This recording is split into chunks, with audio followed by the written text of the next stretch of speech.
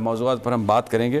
سب سے پہلے فخر رحمان، میں آپ سے ایک بات پر آپ کے کمنٹ چاہوں گا. جو میٹنگ ہے کور کمانڈرز کانفرنس اور اس کے بعد وزیر اعظم صاحب سے جنرل عاصم منیر کی ملاقات، ڈیفینیٹلی اہم معاملات ڈسکس ہوئے ہوں گے.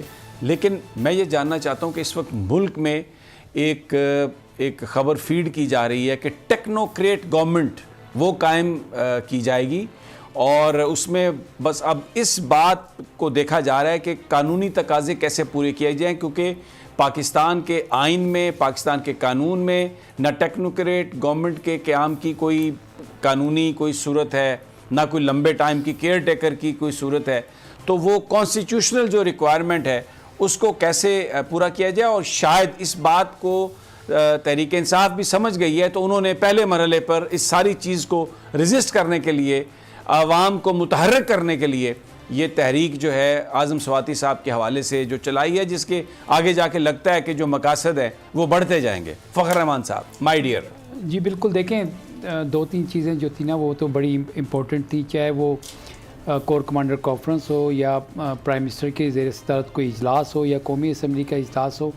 ملک کی معیشت اور دہشت گردی کے خلاف جو اس وقت کارروائیاں ہیں اور نئی لہر جو آئی ہے، اور اس کے ساتھ جو ہے کہ وہ پھر عام انتخابات کے حوالے سے کیا کیا جائے.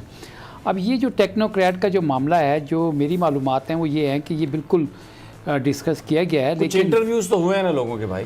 جی انٹرویوز ہوئے ہیں، اور جن لوگوں کے انٹرویوز ہوئے ہیں انہوں نے یہ بات جو تھی نا وہ واضح طور پر سامنے رکھی کہ یہ سارا معاملہ جو ہے اس کو ہم آگے لے کر کیسے چلیں گے. اوبویسلی ٹیکنوکریٹ ہو یا کوئی بھی ہو، جب آپ کے پاس پیسوں کا ایشو ہے تو وہ کیسے اس کو لے کے چلیں گے. سب سے بڑا تو ایشو یہ ہے نا کہ کانفیڈنس کیسے ریسٹور کریں. تو جو حکومت کچھ ماہ کے لیے آئے گی وہ کس طرح وہ جو کانفیڈنس ہے اس کو ریسٹور کر سکتی ہے، اور پھر اس بات کی کیا گارنٹی ہے کہ جو پالیسیز وہ لے کے چلیں گے، آنے والی حکومت ان پالیسیز کو آگے لے کر جائے گی.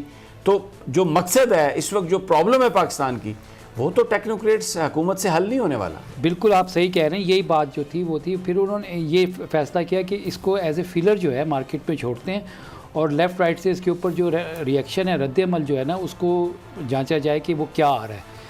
جہاں تک آئین اور قانون کی بات ہے، وہ تو آپ نے بالکل درست کہی کہ ٹیکنوکریٹ کا تو سیٹ اپ کا کوئی مینشن ہی نہیں ہے، کنسیپٹ ہی نہیں ہے.